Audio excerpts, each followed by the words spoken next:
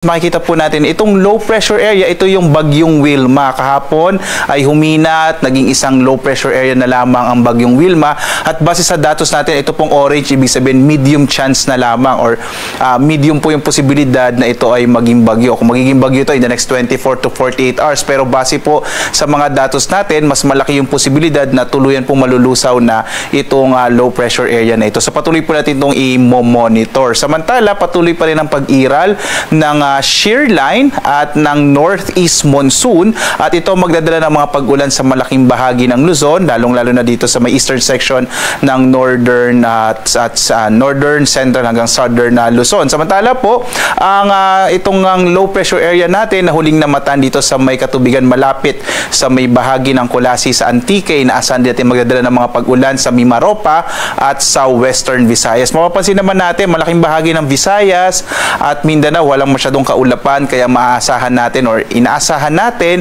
na maaliwalas sa magiging panahon ngayon sa malaking bahagi ng Visayas at Mindanao, maliban na lamang sa mga localized thunderstorms.